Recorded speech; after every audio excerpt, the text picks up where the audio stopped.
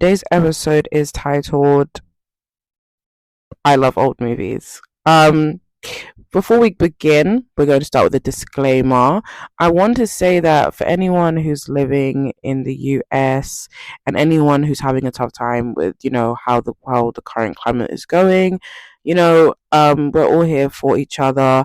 I also want to say that this host of this podcast, which is me, does not support Trump or ICE. And if you are a supporter of Trump or ICE, I yeah, you are not welcome here. That is my first thing, and I want to make sure that it sticks. And I feel like I'll be talking about it again because it's obviously something that is affecting the earth like right now.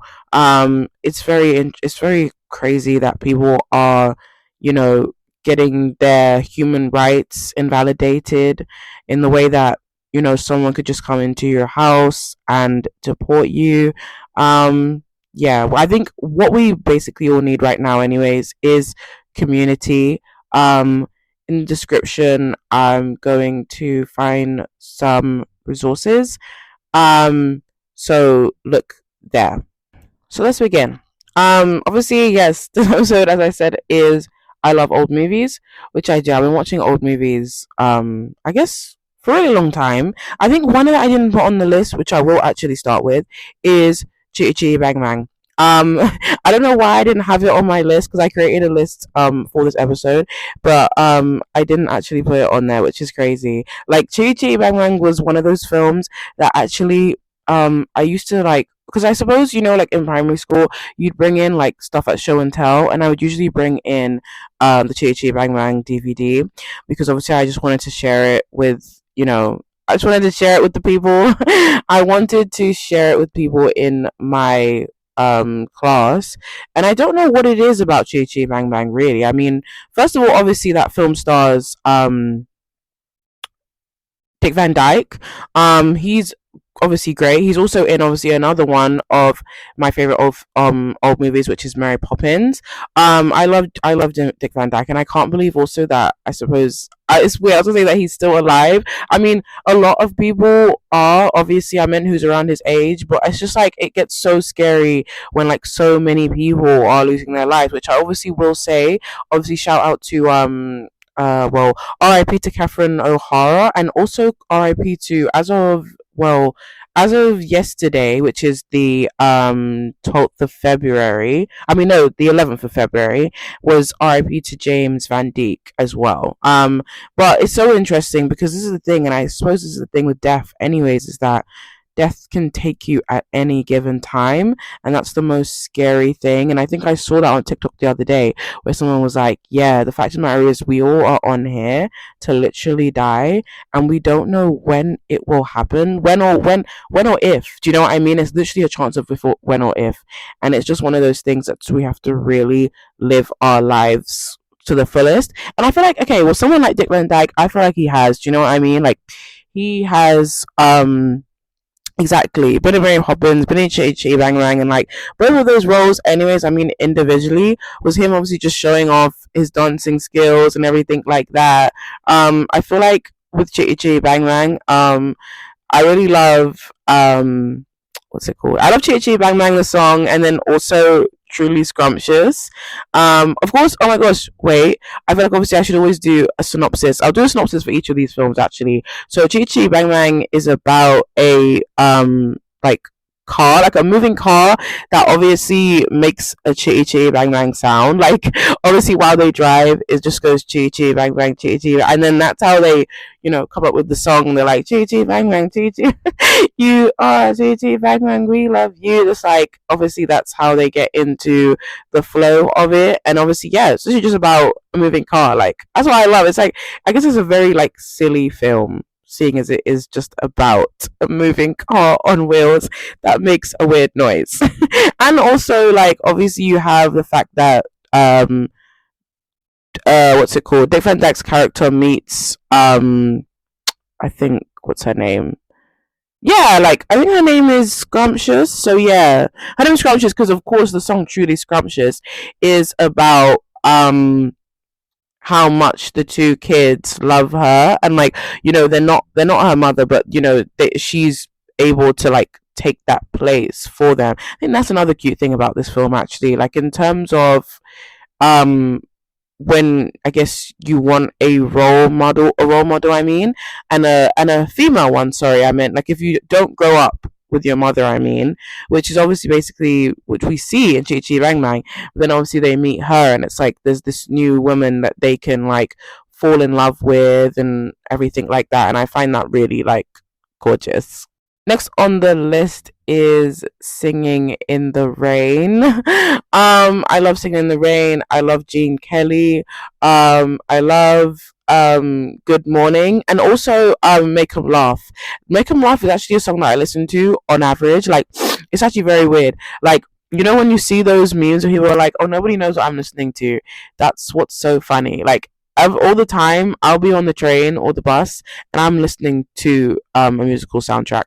It's not a lie. I really am. Like, I'm actually loud. I'm loud and proud about that. I'm actually listening to Make 'em Laugh by Donald O'Connor on this train, and nobody knows it. No one knows, but I literally am doing it. And I think also, I remember there was one time when I was listening to Oliver as well. I mean, Oliver's also in this list, actually. So I was listening to Oliver, and it was the funniest thing because I was like, yeah, no one knows I'm listening to Oliver again. But Oliver's a great film. Like, I think, well, okay, first synopsis for Singing in the Rain. Obviously, Singing in the Rain is, Singing in the Rain feels like quite a hard film to actually explain. I mean, just because obviously there's these three group of people, and then obviously Gene Kelly's character kind of, obviously, yeah, he sings in the rain. Like, even let me go on Google, actually, like I usually do sometimes on here, and see what it says. Do you know what I mean? Like, Singing in the Rain, it says that Don and Lena are accomplished silent film actors who have often worked together. However, with the gradual transition of silent film to talkies, they face their share of struggles. So yeah, it's interesting. And I was like, oh, okay. And then, do you know what I mean? But that's what I mean with Singing in the Rain. It's kind of, for me, a hard film to say what's generally about. Like, I do think that sometimes that happens with musicals anyways. You do get very lost in the music, if that makes sense. I mean, so it can be hard to actually say what the true story is about, even though versus something like what's it called, like Sound of Music, that's on this list too. I would say, like, with Sound of Music, you know what it's about, but that's just because I kind of also feel like maybe the Sound of Music has more breaks in between, if that makes sense, because most musicals anyways are like just song after song after song after song, right? So they don't really have much of a break, if that makes sense. And I feel like sometimes that's why it can be hard to tell what the story really is at hand. But yeah, with Sound of Music, I know that we generally know it, because I think with Sound of Music, it was obviously like there was a war going on, and obviously Maria gets sent to that family, so that's obviously how that movie works. But like with Singing in the Rain, like, exactly, if you ask me about Singing in the Rain, I'd just be like a guy who is talking about singing in the rain because of how happy he is, and because obviously he was talking to, I think, yes, he was talking to Debbie Reynolds' character, and then afterwards he goes off and starts singing in the rain, and like, and I guess with Singing in the Rain, you don't attach like anything joyous about the rain. I mean, I just mean like, and oh my gosh, obviously it's been raining in the UK for like, I don't even know, but like just consistently. And I just mean, you would not attach, oh yeah, to be happy in the rain, you know what I mean, and to sing in it. I think that's what I love about it. It's like no fucks given. I mean, so it's generally like you don't care, and it's like you're singing in the rain because you're happy, and nothing could stop you from feeling that, even if it's raining. I wish I was like that, because honestly, I'm not. Like, when it rains or any type of weather change that I don't really like, because I know that as people, yeah, we don't really like, hot and cold, or then it's like we hate it when it's cold, and then when it gets hot, we also hate it when it gets hot. But it's like, that's normal though. That's actually a part of human nature for us to actually, um hate the changes in the weather. It's literally normal. And I feel like with both of them, I mean, with wet and also like snow, I don't think there's any kind of like, that's what I'm saying, there's no type of joy to be had. You're literally like, oh, with snow you're like, oh yeah, I can't feel my fingers. And with rain, you're like, bro, there's actually water seeping into my shoes right now. This is like both of them, as I said, both of them, there's a discomfort. I just mean, I think what's so funny is like, I guess both of them as weathers, they're good to look at, like, do you know what I mean? On the outside, but to be in them, on exactly on the inside, on the outside, sorry, I'm like, no, like, I don't like it. And I just mean like, yeah, I don't like the wet. It reminds me of when, yeah, I rewatched Twilight the other day, and then obviously they're like to Bella, oh, how you like in the rain? And then Bella's like, I don't like the rain, like, at all. Like, and we're like, of course you don't. Why would that be shocking? Who likes the rain? Who likes the rain? Do you know what I mean? Are there people who like the rain? Because that's crazy. All you do is stand out there and get wet, and like, it's a general convenience. And then also when it rains, you're looking for the best place to go in and get warmth. And like a lot of the time, I feel like, anyways, just in the UK or in general, it can be hard of knowing where to go when it's wet. Like, people don't want to let you in just for shelter. I'm so serious. It's like how, exactly, he wouldn't ever want to let you to go in just to use the loo. Like, people are weird about these things, you know. They're like, oh yeah, buy something first, then you can use the toilet. I said, excuse me? Shouldn't going to the toilet be a natural given human right? So again, exactly, back to human rights. Like I was saying earlier, back to human rights. Shouldn't me going to the toilet like be a human right? And then the fact that sometimes they ask you to pay to go to the toilet as well, like those paid things, have you guys seen those are really scary to me, like actually having to pay before you go to the toilet. They're usually most often in parks, but then they're also in pubs as well. Like I saw it in I think it was actually on Carnival, I believe, actually. So maybe that makes sense. I mean, because I suppose on a busy day like Carnival, they know they're gonna get people going to the toilet. So I'm saying maybe it's normal that, you know, they would have to have a kind of pay system for that, because then there'll be loads of people coming in who actually aren't like customers or who aren't paying customers. So I get that kind of, but I also just, again, I still think it's wrong to ask people to pay to generally use the toilet, which is obviously something that we as people can't control. Like, you know what I mean? Like, we can't control our bladders. So you're gonna actually say to me, actually, you can't go. It's literally like, exactly. It makes me think about, right, it makes me think about school as well. So remember when you were in school and they'd be like, no, like the class has just started. No, you can't go to toilet. And we're like, well, first of all, how do you know? Like, I just need to go to the toilet right now. Do you know what I mean? Like, of course they're like, oh yeah, you should have gone to the toilet during the lunch or the break. And we're like, bro, like I was doing so many different things. They don't know, and this is the thing, they don't know what we were doing. That's why I used to get so mad with that. Like, I could have been studying, doing something important, and you're like, oh no, actually, you can't go now, and actually, you're not allowed. I'm like, what do you mean I'm not allowed? Honestly, what do you mean I'm not allowed to go? That is insane. But honestly, that's all I'm saying. Like, I just don't get that. And I just mean, I feel like, again, like I said, the whole thing around Singing in the Rain is the yeah, is the whole rain thing, you know what I mean? And being happy about being in the rain, as I said, but as I said with weather, who really ever really is? But I just mean, it's a great sentiment to have, anyways. So yeah, and also I just feel like, obviously it's also quite a hilarious film as well, because obviously when you search Singing in the Rain, it's a musical slash comedy, so it's actually quite comical. Like, I think yeah, the obviously when it said in the synopsis about the film, obviously Lena, she's very funny because she's obviously supposed to be another silent actress, and obviously she can't actually sing, so that's obviously really funny. And I was like, she can't sing, but she's actually in a musical. I was like, that is funny. Like, when you're in a musical, you should be. It's like, it should be I mean, a qualification that you have to sing. Like, as in, it shouldn't even be a thing like that. It's like, you're gonna have to sing. So there. Next movie is The Apartment, which obviously is a film I actually watched very recently. Actually, well, it's still actually quite fresh in my mind, but I watched it at home, so that's what I'm saying. Like, I feel like sometimes, um, when you watch a movie at home, and then also like Amazon recommended it to me, so it was very weird.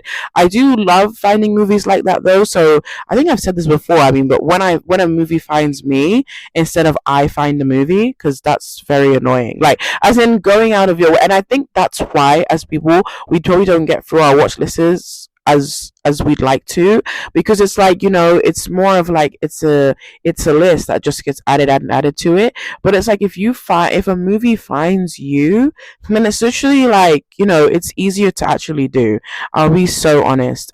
I think it's more harder to seek out films, because obviously the Amazon was like, oh yeah, they think it was a movie that I would like. And I was like, guys, you're actually so right. I mean, like, you're actually right on the ball, because I was like, I don't know what it is about old films for me anyways, like seeing as like old movies, it's like, they came out long before you were born, so it's a very weird feeling. But I think my one favorite thing about them though, anyways, if I had to say, is, I guess, right, that they weren't made in color. Do you know what I mean? They are black and white, so I think that's very nice. And I do quite like, vintage kind of stuff anyways, so I find that very nice and interesting. And then also, one thing I love of old movies is, of course, Technicolor, right?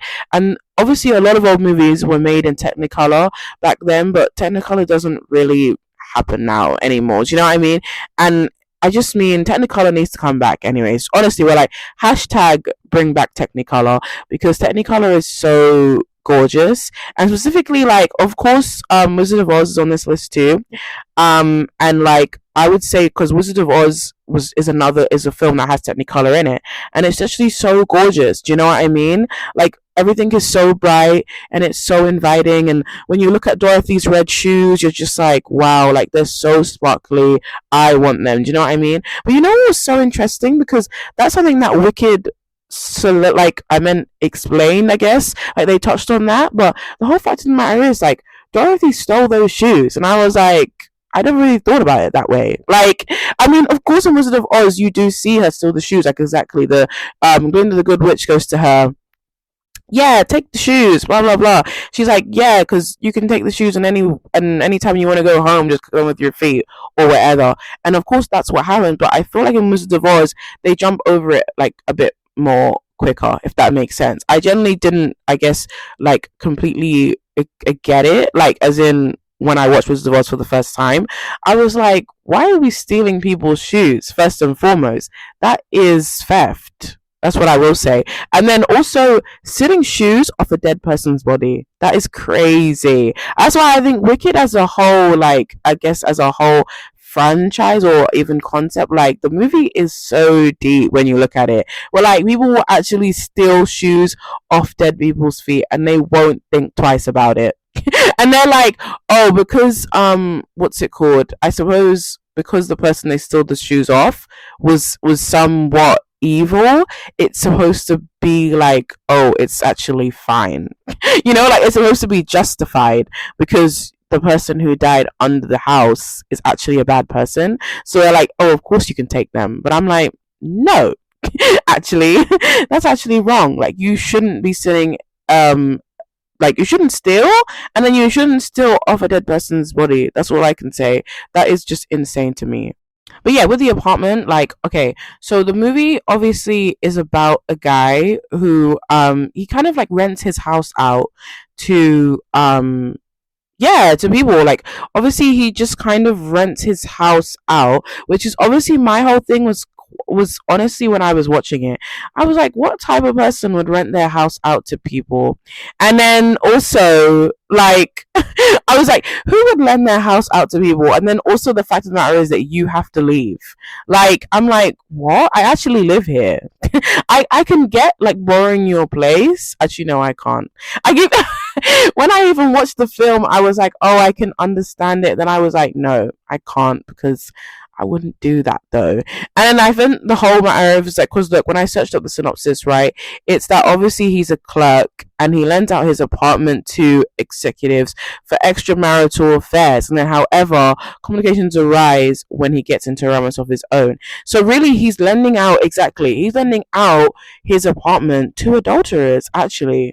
Anyways, so people who are cheating on their spouses, I'm like, are you supposed to be proud of that? I mean, first and foremost, as I said, you're lending your apartment out to people, which, as I said, is insane in itself. Like, again, I meant it's insane in itself. You renting out your place to somebody is still crazy. I mean, because you have to leave and be somewhere else, which is insane. At least if you were there and you were just in another room, I can totally understand that. But as in you renting it out and like you leaving, nah. And then again, of course, yeah, that's why the movie was really interesting to me. Like, of course, he was giving it to people, and like, and then of course there was the woman at his company who was seeing, I think, the boss. Yeah, she was seeing the boss of the company, and obviously he had a wife, and then he kept acting like he was gonna leave his wife, but there was like, we knew for a fine fact he wasn't. Like, this is the thing, like, that movie was just very interesting to me. Like, on the forefront, you're like, oh yeah, it's a movie about a guy giving up his apartment, but when you look at it, we're like, it's really talking about cheating, and when people cheat in marriages, and like, they say they're gonna leave, they're not going to leave. Like, that's what I mean. And I think she even came to terms with that as well. So the obviously the main actress, which is Shirley, yeah, Shirley MacLaine. So she had to come to terms with it too, and she was like, oh, what do you do when like you're in love with somebody that you can't have, type situation. I was like, bro, like, just move on. And I was like, you should have felt bad at doing it in the first place. Like, honestly, I will never understand, the whole other woman thing. It never makes sense to me, because what kind of joy are you getting in being in almost a triangle? Almost it's like a triangle, but also no, because a love triangle, two people know what's happening in it, if I'm honest. Like, I meant for a love triangle to happen, two people know, like all three of the people know that it's happening, and they actually are fine with it somewhat. They actually come to terms with that they're in a love triangle, and then they just try to work that out somehow. And two people obviously batting for one girl's affections. But it's like, honestly, when it's like a man and he has two women and he's cheating on his wife, it's really like, the whole thing is unfair. And I'm just like, how could anyone settle for being an other woman? And then obviously I've always just thought like the other woman is both of them anyways, because that's what I'm saying in terms of like, we're like, oh, which one does he treat better? Well, like, just because you have a ring on your finger does not mean, you know you are in the better scenario. You are still in the dark as the other woman. It's still the same exact thing, so that just means you're both in the same boat anyways. That's what I mean. I never get it. Like, obviously we will always make it seem like, one woman is better off than the other because she has the man, and she has a head over a roof over her head with that man. And we're like, no, like, no. It doesn't even matter, because you're still in something where, do you know what I mean, you're actually being lied to. Like, your husband is being dishonest to you. And honestly, we're like, with honesty and like dishonesty in a marriage, hello, we can't be doing those things, not at all.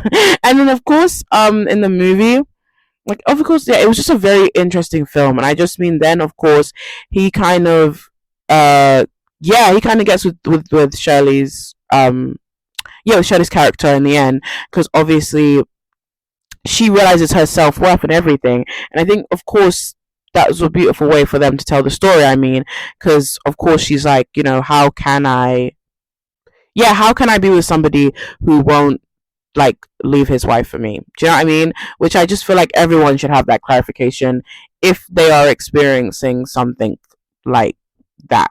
I mean, I'm just gonna have a water break. We're back to some of the music that I spoke about earlier.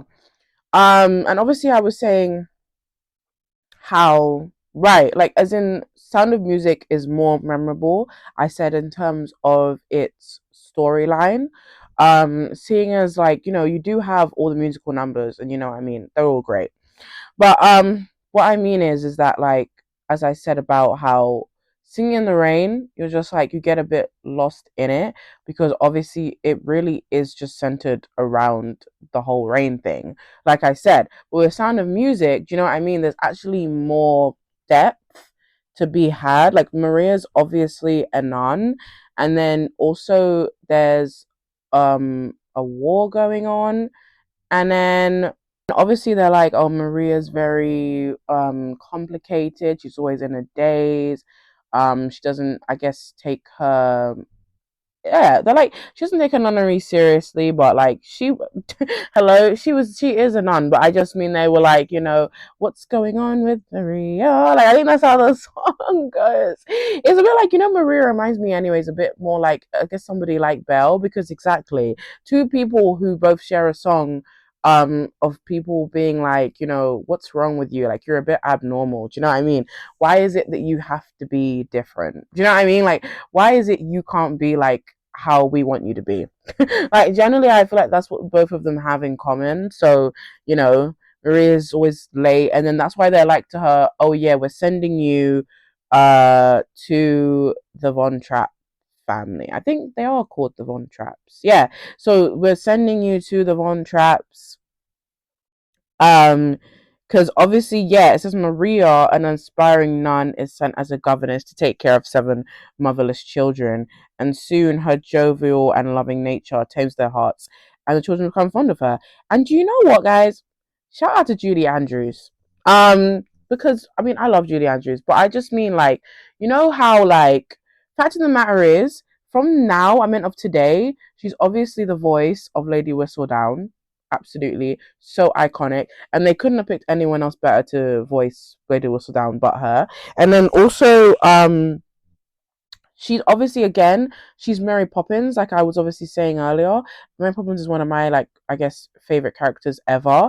And then also, and then again, she's Maria as well. And I feel like with Maria and both, even Mary Poppins, as people, they're both just very, like, helpful people, and very, what do you call it, mother figures. Do you know what I mean? So in the way that, Mary Poppins comes in and she helps the children, and even though they were children who were said to be like really naughty and not keep a nanny, but, like, you know what I mean, she was able to, like, reshape them just because of the way, just because of her nature. Do you know what I mean? And then also, Maria's the same, because Maria is supposed to be, as I said, like, in the write up, like, jovial and everything, and she's outgoing. So she comes in there and she basically just changes this whole entire family. And she also, of course, warms the heart of their father. Do you know what I mean? Someone who is right. He's running a tight ship of seven children, and without the figure, exactly, without the mother figure that, all children need. So it's like, the movie is just, yeah, the movie is just so interesting. And then again, it's just like, I guess, what the movie stands for in terms of how the sound of music. So you need a music in any loving home. It's just like, you know what I mean? It's because you realize that, because when she gets in there, she's like, the house is so strict, and like, there's really no happiness in here. And then obviously it's like, then when she's able to really realize that, she obviously starts teaching them music, and then the house becomes brighter. And we're like, do you know what I mean? That is literally what, as I said, it's literally what every house needs. We said, honestly, just put some music on, everything will be fine. And on top of that, what I was saying, of put on music, everything will be fine. I'm like, it's so funny, because I feel like a lot of the movies, actually, even on this list, are quite, um, yeah, musical related old movies. I mean, like, I feel like not all of them are, but, like, I just mean, like, a few of them are. Like, obviously, I mentioned The Apartment. The Apartment has no singing in it, so that's what I mean. So far, it's only really been The Apartment, because obviously I meant all the rest, all the no, I'm not saying all the rest are actually musically, but I just mean, like, on musicals, I just mean, like, it's so interesting. But I just mean, the fact of the matter is that I suppose, a lot of musicals were made in that time. So I do think it's very normal as well anyways. And it's not even to say like I was saying before, of course, I was talking about Technicolor, and I was like, it's not to say that like musicals were better then. I mean, they are still individually good now, but then I don't even know like now. Okay, I do have to say I feel like yes, they are probably less good than they used to be, and especially as like if you think of something like what was that movie that won that Oscar, I mean, that Zoe Saldana was in, and I swear like that was a musical, and I'm like, why was it though? Like, yeah, Amelia Perez, and I think exactly Amelia Perez is a musical slash crime, and so this is what I'm talking about. So I meant in terms of like then and now, you can say that if we think about how these musicals used to be in the olden days, I don't want to take that term, but yeah, in the olden days, and then we say now, so we're gonna be like Sound of Music versus Amelia Perez. We're like, what went wrong? Do you know what I mean? What went wrong and what happened, by the way?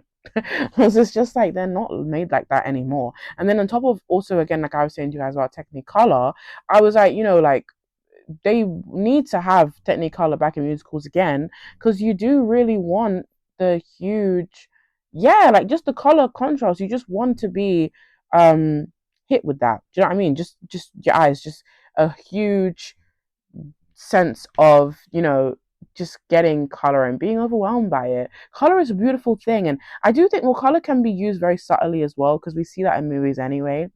Like when they have different color tones, and I was like looking at those. Those are very interesting. I will say on top of the yeah, the color tone thing, I will say that we know that Miyazaki a lot of time he uses lots of different mix of color tones, like a lot of greens and usually greens and goldens. That's the main thing. Like even I feel like mainly House Moving Castle. House Moving Castle has a very like big colors like change. I feel like it has like greens, kind of golds, then also remember the switch as well, like the switch channel of when he was going to different places as well. So in the castle. So obviously color plays an important part in that film. The next movie is The Wizard of Oz. Obviously, I was talking about Wizard of Oz earlier as well, and the fact that obviously it was used with Technicolor. But obviously, you all know the Wizard of Oz story, anyways, right? So of course, I was doing the synopsis for the movies that are being mentioned. But obviously, Wizard of Oz, Dorothy gets swept away. She gets swept away in a tornado, and then she ends up in Oz, and then of course she comes to find Glinda, the good witch, and then obviously the wicked witch, right? And I love how, of course, with Wizard of Oz, like you think Wizard of Oz, which is the old one, which was obviously made in like what I mean. Wizard of Oz is such an old film, and I think, of course, people were like, "Oh, does the Wizard of Oz?" So 1939, they were like, "Does the Wizard of Oz have any correlation to Wicked?" Do you know what I mean? And are they connected? We were like, "Yeah." And then I feel like because obviously we saw that they came out with Wicked and also Wicked for Good, like they both are connected. Do you know what I mean? And then the matter of it is that, do you know what I mean? We realize. I feel like because Wizard of Oz is basically from Dorothy's perspective is probably why we don't realize how vital a part Dorothy even plays. In like I suppose the whole thing. Like we had a thing where when we watched Wizard of Oz, we thought Dorothy was a victim. Not really. Of course she did get stripped away from her home, but no, she really wasn't. Obviously, when we look at Wicked and Wicked for Good, like both of those films are basically told from Glinda and Elphaba's perspectives. So in a way, we get their sides of the story and we're able to understand them more clearer. Like obviously we were like, oh, Wicked Witch, she's evil, blah blah blah. Wicked Witch flipping around Madame Marble. But we were like yeah, we thought that, oh yeah, the Wicked Witch, because obviously her name has Wicked in it, we thought she was automatically evil, but she wasn't. Like honestly, I always think about Elphaba's character all the time and I'm like, Elphaba, I love you. I wish that Oz had treated you better because you definitely deserved that. Fact of the matter is, like I'm saying about the victim thing, and like of course Dorothy kind of being like looking like she's the victim, seeing as she was like she was being followed by the Wicked Witch and obviously having all these problems. It's like, right, she wasn't, because she got to the synopsis even on Google says obviously a young Kansas girl who dreams of a better life somewhere over the rainbow, and then she lands in Oz. But like, what's so bad about that? Like, she still gets to see that Oz isn't that bad, and she gets everything that she wants. Really, do you know what I mean? She goes after the Wicked Witch, and then also she goes after the Wicked Witch, and then she also gets, red sparkly shoes, like I was saying earlier, and she gets a bunch of new people that she meets on her journey as well. So she's also not alone. Do you know what I mean? If they got guys, if Wizard of Oz was really a horror story as the way they make it seem, do you know what I mean? Dorothy would have been all by herself. She would have been alone. She would have had no sense of, like, nobody would have been helping her. She would have been in an unknown place without any friends. You know what I mean? They could have made it darker than it was. You know what I mean? So there's no way we could ever think that Dorothy is the victim of that story. Like, of course, when you watch the film first, that's what I'm saying. It's like, yes, but now that we have all the stories together, it's like, no, they don't add up. Do you know what I mean? They don't add up. Like, Dorothy wanted to get away from Kansas. She did. Do you know what I mean? She got away. She got exactly what she wanted in the end. Do you know what I mean? And she obviously, like I said, she got the shoes out of it. She was able to click her toes and literally go home whenever she wanted to. Like, I'm like, what's the problem in that film? Like, literally nothing. I feel like obviously, yeah, Judy Garland's crazy in that film. Somewhere Over the Rainbow. I forget. I also like the Cowardly Lion song, I think. And then I'm not sure if there's another one. Maybe the Munchkin song as well. But like, yeah, there's so many good songs in that movie, anyways. But it's interesting because I do really love, the Wicked songs, like way more, I guess, than the Wizard of Oz songs. I mean, like I watched Wizard of Oz first, of course, but I'm saying like, the Wicked and Wicked for Good songs, those are absolute bangers. Like As Long as You're Mine, No Good Deed, Thank Goodness, I Couldn't Be Happier. Yeah, I've been blasting those soundtracks ever since I saw Wicked for Good recently, and then obviously having seen both films in general. The next movie is Guys and Dolls. I love like doing these type of episodes as well. Like, when it's just like I have a list and I just go through the list, and I find that really interesting. Like, it's like when I did oh yeah, top movies, my top 10 films of 2025. I don't know if you guys listened to that one or not, but like generally I loved doing that episode because it was generally like a whole like list thing. I think, another episode that I'm planning to do, or which is in the drafts, I mean, so one that is a potential, is I also want to do like obviously a ranking Timothy list, just because of course I know that the Oscars are coming up and everyone's talking about the fact that he may or may not receive an Oscar. So I kind of want to do one for that. But I also feel like in a way I could do one. Yeah, I think it's best to do what I meant before, like as in before the Oscars happen, because of course it's like, why would I do it after? Do you know what I mean? Or in a way, maybe after would make sense too, because then you're like, oh yeah, we're ranking his performances because he won an Oscar, and we're like, that makes so much sense. So I'm like, maybe that's better, but I'm not really sure. I'll see anyways. I still want to do the episode regardless. I have to admit, with Guys and Dolls, it's a very like, again, I feel like Guys and Dolls reminds me of when I was saying about Singing in the Rain, right? Just kind of a movie that you can't really say you generally know what's going on in it. Like, I know that it's, Guys and Dolls, because you get what I mean. And then it's like, it's supposed to be Marlon Brando and Frank Sinatra, right? And then what's happening is, because obviously the synopsis says in New York, a gambler is challenged to take a cold female missionary to Havana, but they fall for each other, and the bet has a hidden motive to finance a crap game. But the whole thing of the matter is like, this is what I mean. When you read synopsis, you're like, that's not the inference that I got from the movie, anyways. Like, you know what I mean? I feel like a lot happens in the movie, and like again, the music is great, and then also I think there's also that song, I think it's Luck Be a Lady. Yeah, Luck Be a Lady, and then also I think it's also I'll Know as well, which is by Marlon. Like Marlon Brando sings that song, and also Gene Simmons. And then I don't know. This is a funny thing. I don't know if Frank sings a lot in this movie. He does kind of. But like I know that like "Luck Be a Lady" is sang by Marlon Brando, and "Luck Be a Lady" I think is also like because obviously Frank Sinatra has a very big collection of music. You know what I mean? As a actor and musician, but I'm not sure if like if like "Be a Lady," if what's it called? I'm gonna search the song now, right? But obviously "Luck Be a Lady" is yes, is a song by Frank Sinatra. But I suppose this is what I mean, like and the song was featured it says the song was featured in the musical Guys and Dolls, but obviously I'm saying it was sang by yeah, it was sang by Marlon Brando. Like it wasn't even sang by Frank. Of course, I love Frank, and I think that's probably like I suppose Marlon and Frank. They would have been my reasoning for watching that movie anyways.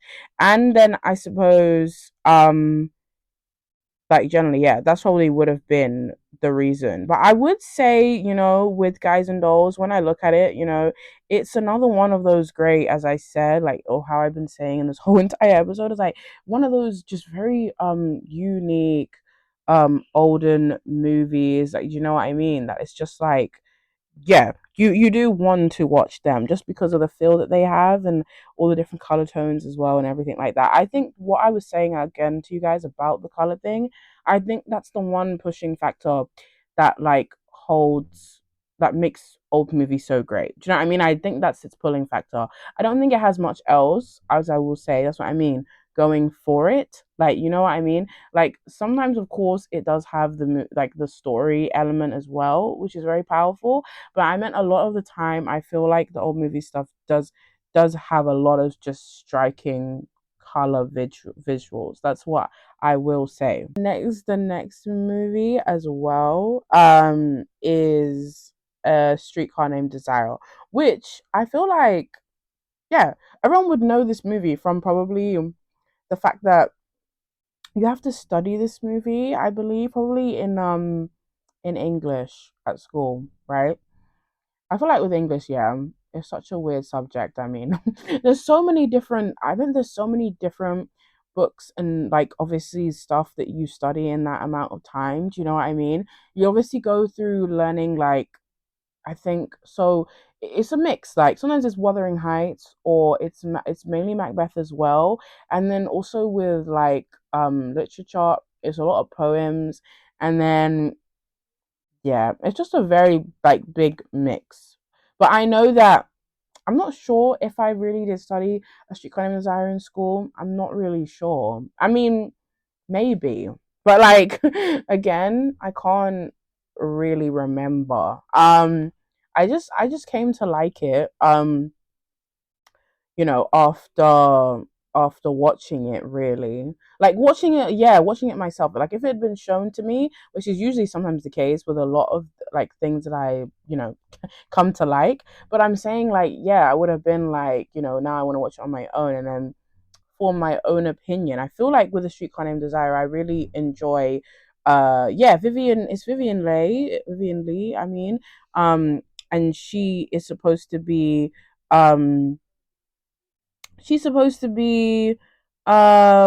yeah Blanche. Yeah, so she's supposed to be Blanche, and like obviously she's just supposed to be like she is a very complicated character. I feel that's why I really like her as a character. I mean, because she just seems so complex with so many different layers. The way that she just comes there, and obviously she has all these prejudices, and like obviously um that's why the whole like I guess tension happens like there's in the whole kind of clashing because I suppose yeah as Blanche which is she goes to her sister's house and she's like I don't like this guy that you're with, and I think obviously Marlon Brando's character is called Stanley, and she's like, Stanley's Polish, this and this and that, and he's a bit like a pig or whatever, and then yeah, they just have it out. And then I think obviously, yeah, and then it says Blanche Dubois, a young woman, must take a streetcar to her sister's house in New Orleans, and she faces scorn from her brother-in-law and simultaneously gets attracted to her friend. And then obviously Streetcar Named Desire, yeah, is a drama slash melodrama. Do you know what I mean? And just because, of course, again, because of Blanche's character, she seems like such an emotional woman. You know what I mean? Like I feel like that's probably why there's that whole melodramatic kind of element to it. And then also remember the iconic line of Stella. He's like, Stella. That line is so funny. But no, like obviously that's what makes this film so iconic, and I just feel like it's a very good time. And also like, okay, yeah, it was made in 1951, and what's it called? It was made in 1951, and like it's 2 hours and 2 minutes. I would like to actually rewatch it again. I actually have it on DVD. Yeah, I think. Oh yeah, I think actually on my YouTube, yeah, there was a video I did, which was my DVD collection. So I believe that Streetcar Named Desire was probably in that video. If it wasn't, then yeah. If it wasn't, then yeah. But I'm still saying to you guys, I do own that DVD, and I think when you own different like DVDs, when you own a DVD, I mean, it just makes sense because it tells how much you really like it. When you have a physical copy of something, do you know what I mean? That's why we all, collect DVDs, CDs, um, yeah, DVDs, CDs, we all collect these things because you know what I mean? They're actually really important to us. So that's how me saying to you, oh yeah, I have Streetcar Named Desire on DVD. That's generally me saying it probably is one of my favorites. And I think out of all of them, or maybe okay, sorry. Well, actually, it's this film, and I think obviously The Apartment so far are the films on this list that don't use as much color. So the ones exactly that are mainly in black and white so far, because obviously I feel like a lot of the ones that I've already said. So that's why I said what's it called? So yeah, it's basically A Streetcar Named Desire and The Apartment, because The Apartment obviously is in black and white the whole entire time, and so is yeah, so is obviously Streetcar Named Desire. So that's the two films. But and I know it sounds like, because I've been saying in this episode that yeah, I really love the color element and like all of these old movies, and I generally do. But I don't generally mind watching a movie that is in black and white either.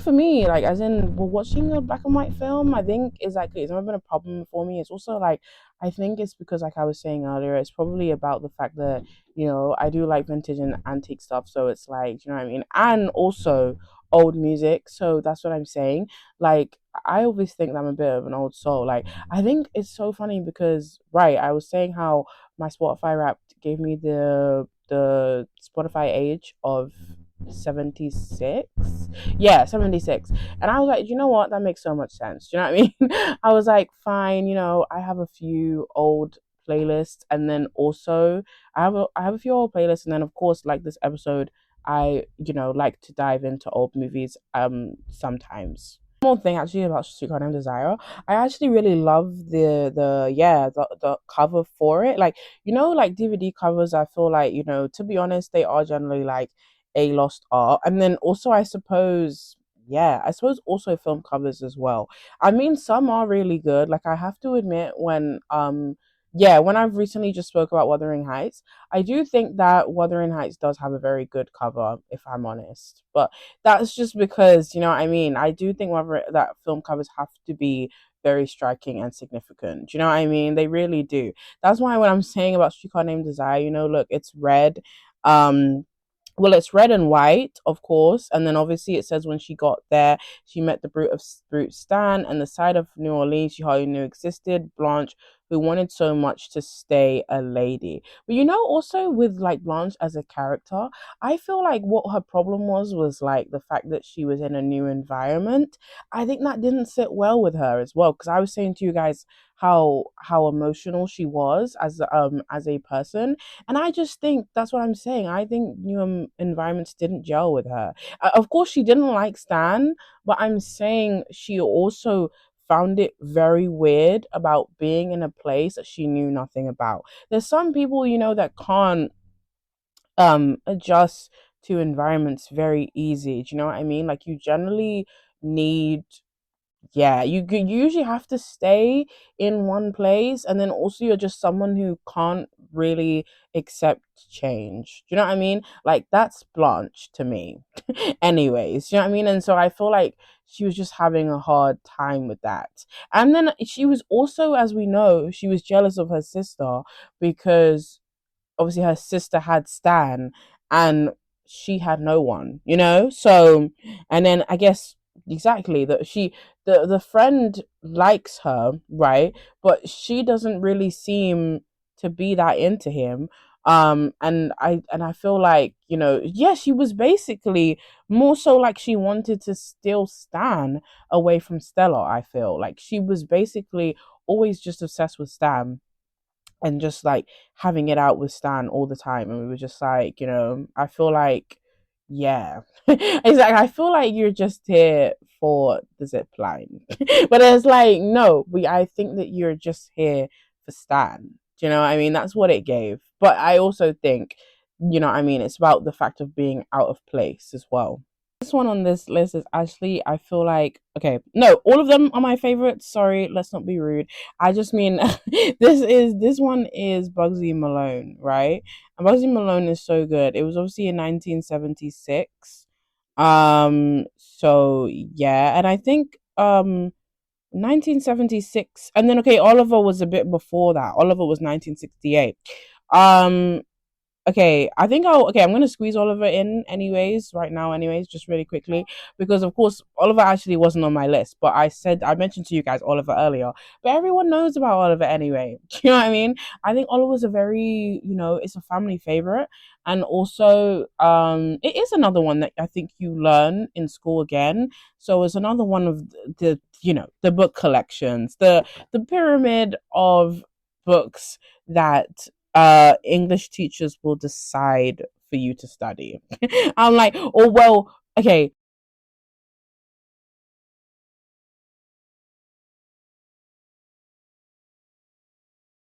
I might actually just died. So that's what the pause is for. Sorry about that. Again, I was saying how, yeah, the next movie is um Bugsy Malone. And obviously, I was just going to quickly talk about Oliver really quickly, which I think obviously everyone knows Oliver. And also, I was saying how, yeah, I was talking about Oliver earlier as well. So the fact that Oliver is a orphaned child who ends up meeting yeah, he ends up meeting these bunch of children who are, yeah, exactly, who are also orphans in his same predicament, of course. And then he ends up with is it Figgins? Yeah, so Oliver escapes from his orphanage and unites with a group of urchins trained to be purse snatchers by a criminal. And then when Mr. Brownlow offers to shelter Oliver, the criminal plots to abduct Oliver. And Oliver is such a crazy film. And again, although it's an old film, this is what I'm saying. Like, it has such a message in it. And also, it was the first movie for me that I was surprised that, like, I suppose scary stuff could happen. Like them killing Nancy was the most wildest thing I had ever seen. I was like, that is crazy. That was like, the whole, like, I guess Disney shift, like in the way when we were like, Disney was giving us, happy endings for a while, and they were fleshing those out all the time, and then they were just like, you know what, we're not gonna do those anymore. Yeah, like, especially like with a movie like Up, they were like, oh, we're not gonna do that anymore. We're gonna actually just upset you for fun.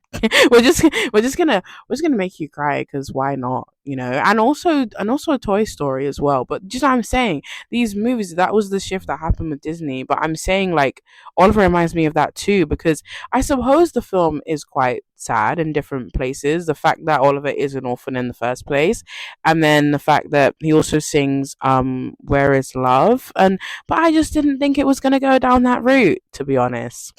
I was just like, I never thought that. But I suppose it was nice that they didn't, of course, show Nancy being murdered, because that was always a nice touch, I thought. Like, every time I rewatch Oliver, I'm like, exactly, that was really good, because do you get what I mean? Because this is actually supposed to be a child's movie. Like, honestly, it says family musical, so I'm like, family slash musical, so I'm like, yeah, this is supposed to be actually a very tame movie. Well, like, what are we doing showing murder? Like, I'm just like, no, that's not what's gonna happen. So yeah, I think, while I'm making this episode, I'm really inspired now to make a YouTube list, which I think, or YouTube playlist, which I am going to after the episode's done. I wanted to talk about Oliver first, anyways, because yeah, because obviously I'm going to talk about Bugsy Malone, and I wanted to talk about Oliver before that. When I just searched up Bugsy Malone, I saw that Oliver was there, so I was like, cool, let me just squeeze it in there, because it wasn't on my list originally. But I was like, well, do you know what I mean? We should talk about it. We should not talk about it. Do you know what I mean? And then, because Oliver was made in 1968, and then Bugsy Malone was made in 76, right? So, not much of a really huge gap, So obviously, Bugsy Malone is that in New York of the 1920s during Prohibition, Fat Sam, the owner of a speakeasy in conflict with his rival Dandy Dan's men, gets involved in a hilarious adventures with Bugsy Malone, a boxing promoter. Like, obviously, Bugsy Malone, and I think what makes Bugsy Malone so good, of course, is the fact that, yes, it's a movie done with child actors. You know what I'm saying? So yeah, that is why Bugsy Malone is one of the classics, and it's also a what do you call it? It's a musical slash family again. So, very much a family favorite film, and like, that's what I'm saying. And I do think also, like, there aren't a lot of movies you can always watch with families. I mean that's what I'm saying.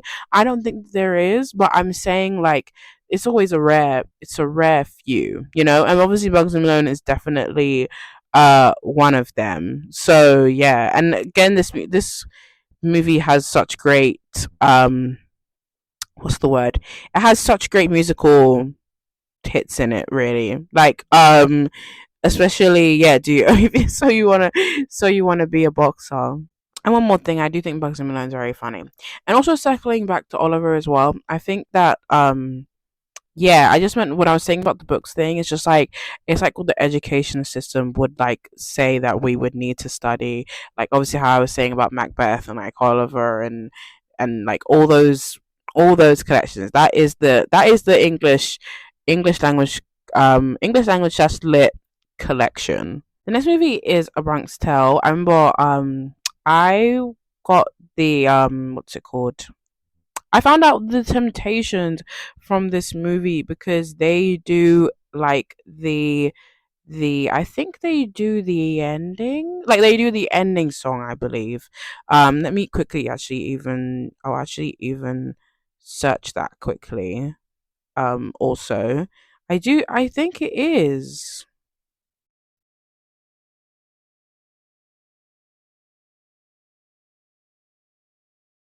Oh yeah, if you had heard like gaps, just skip them.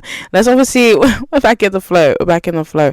Obviously, I was facing technical issues, but anyways, so the Temptations song was obviously exactly that was where actually I found them.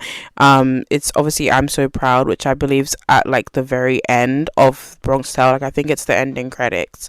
But obviously, The Bronx Tale is a coming age of crime drama directed and starring Robert De Niro in his directorial debut, based on the Chaz one man play. The film focuses on Callegro, a young boy in the 1960s who is torn between the honest working values of his father and the temptation of a life of organized crime offered by a local mafia boss, Sonny.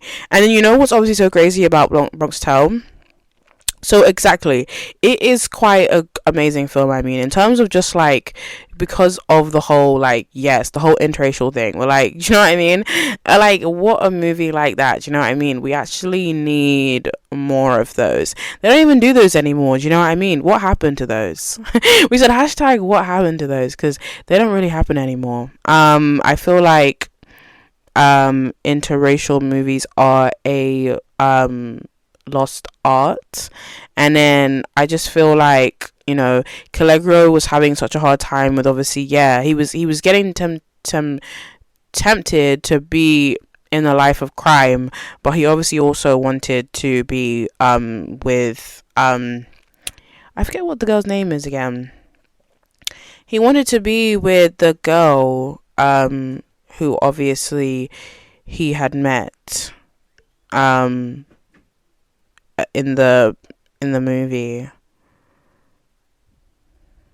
The next movie is West Side Story, and actually both versions of West Side Story. This is the thing, when I was saying to you guys about movies, like in terms of movies, like musicals versus Now and Then, I would say that like both versions of West Side Story are equally good. You know what I mean? Because we know that like when you like readapt a musical, sometimes it can not always go the best, and I feel like West Side Stories and the newest one was not that bad, to be honest. Like I'm sure the newest one obviously was starring the Baby Driver guy, and also the girl from Hunger Games Songbirds and Snakes, right? So I would say that like they were both good. And then first of all, I would say why the Baby Driver guy I feel like was alright, because he obviously kind of looked like the West Side Story guy. I forget his name. He looked like the West Side Story guy, yeah. So the original guy. Oh yeah, I think, is it Tony? Yeah, so he looked like Tony, like in the original film. And I feel like, exactly, I think it can say a lot that if there is a movie that you like, so like I was saying, how I literally like both versions of them, and you can say confidently that you like both of them, I think that's really good. Because like in a way that like, oh, they haven't been messed up, I think that that's great. I'm happy about that. Do you know what I mean? I really am glad. And then also in the newest version of West Side Story, anyways, obviously, what's his name? Mike was in that movie. So the guy from Challenges, but better yet, you know what I mean? I'm always thinking to myself when I think about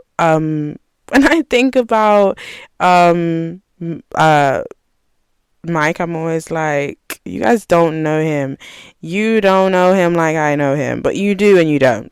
Because obviously he was in that show. He was in that Amazon show first. He was in what's the show called again? Yeah, Mike Frost. He was in that show. He was in that show that got cancelled on Amazon, but I can't remember what it was called. That was literally kind of, I feel like, his breakout role. And then maybe actually people might say they would originally know him actually from Dear Evan Hansen, actually. You know what I mean? They're probably, that's what I'm saying. Somebody else might be able to say, oh yeah, no, Shania, I'm a bigger Mike Frost fan than you because of that.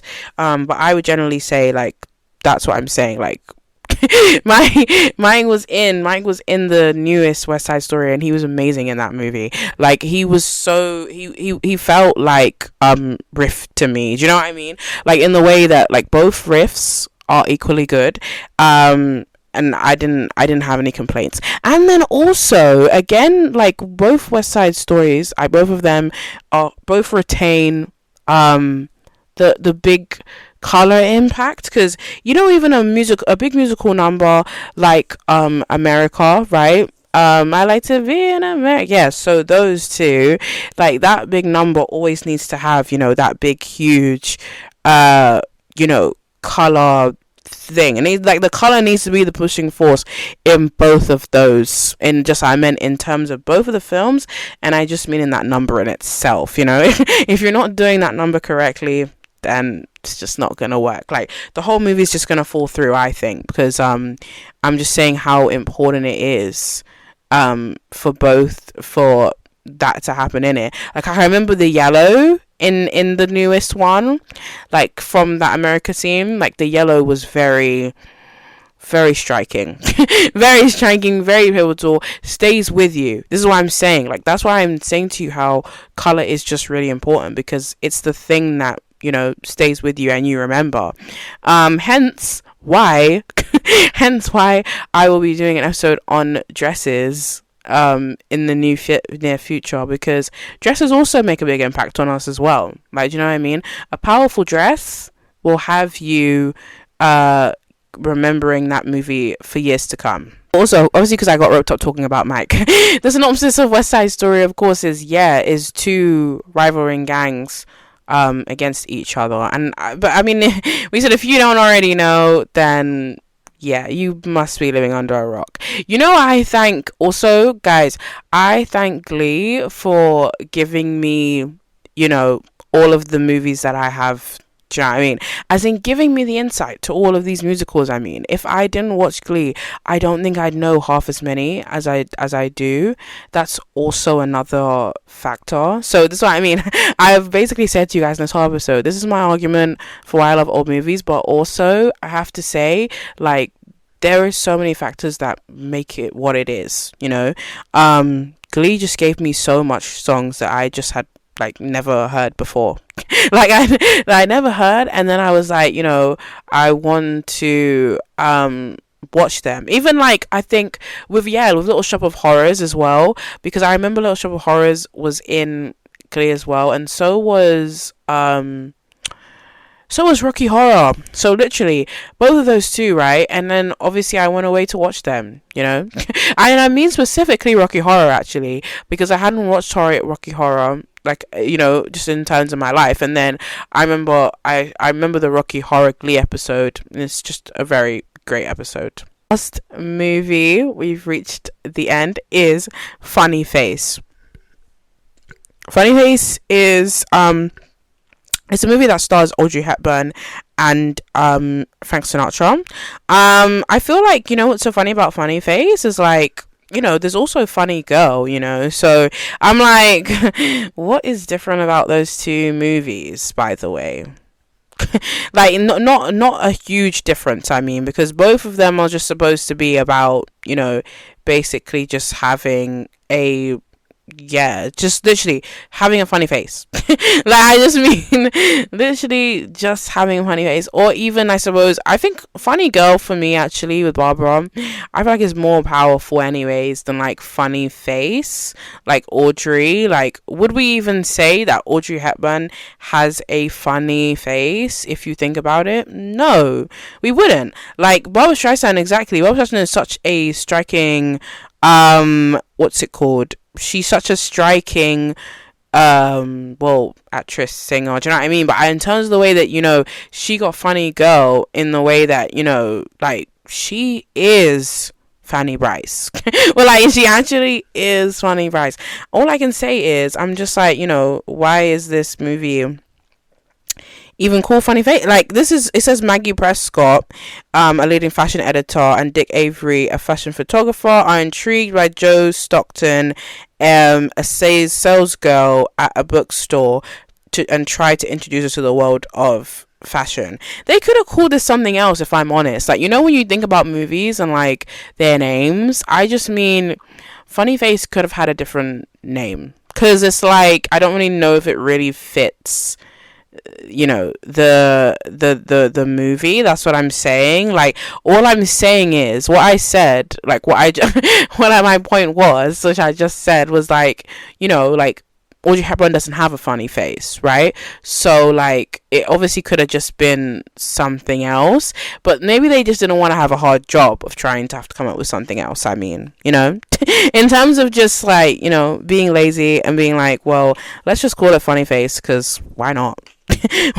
why not? Like, you know what I mean? But I meant, it's because it's basically that they're saying, because she works in a library, that, you know, she's kind of just a small town girl and she doesn't know anything about fashion. So that's basically why. But they literally could have said, like, I don't know, the girl next door, or the girl in the library, or just something else. Like, I wouldn't say I can come up with good titles, but that's what I would say. Like, I would have just said it could have just been some different kind of title. So yeah, that's the movie. And then I feel like with this movie, I think, wow, this is actually, that's another one actually that would potentially be on my dresses list actually, because obviously Audrey Hepburn wears a really striking red dress in this movie. So yeah, I was just looking at the red dress and I was like, yeah, like that is a very nice dress. And I really love red dresses just in general. But no, of course, like also, I think with Funny Face, why I like this movie, so I'm not even really, when I think about it, yeah, I'm not too like bothered about the fact that Aubrey's in this, but like obviously, Fred Astaire is right, and any movie he's in, I'm there.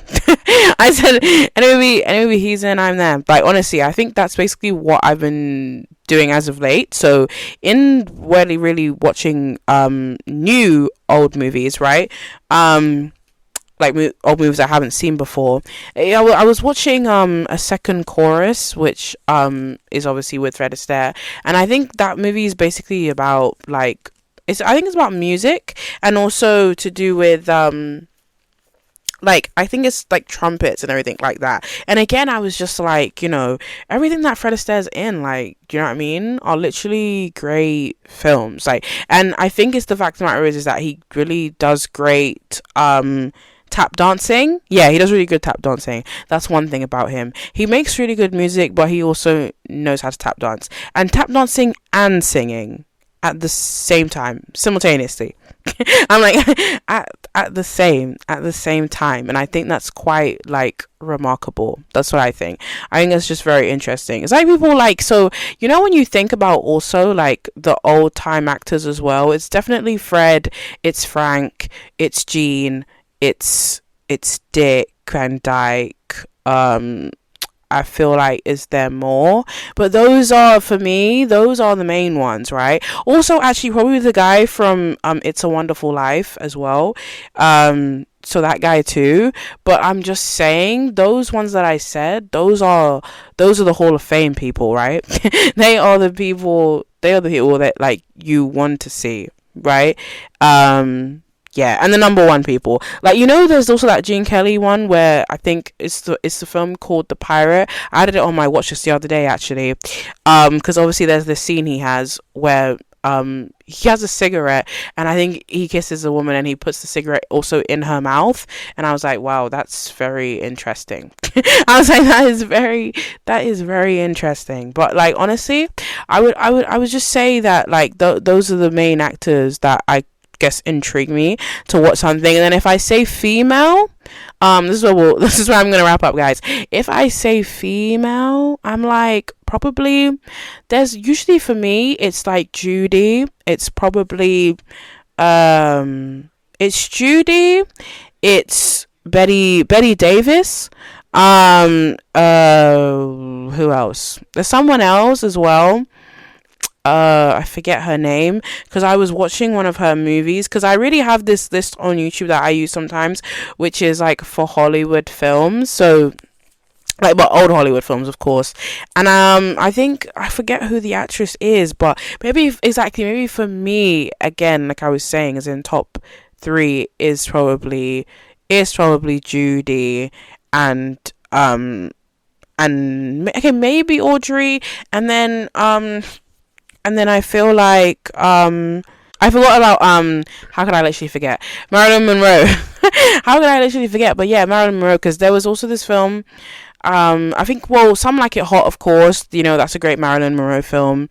And also the one where she sings Diamonds Are a Girl's Best Friend. But usually my favorite Marilyn Monroe song is what's it called? Yeah, well, I like I Want to Be Loved by You, and then also I think Lazy as well. So this is what I mean. I just gave you guys 2 recommendations. You should listen to them. Why not? Do you know what I mean? But yeah, thank you for listening to this episode about old movies. I hope that like I put put you on to some old movies that you should be watching. I mean, if you like old movies or you want to get into them, you know what I mean, you possibly could do. And I will see you in the next episode. Bye.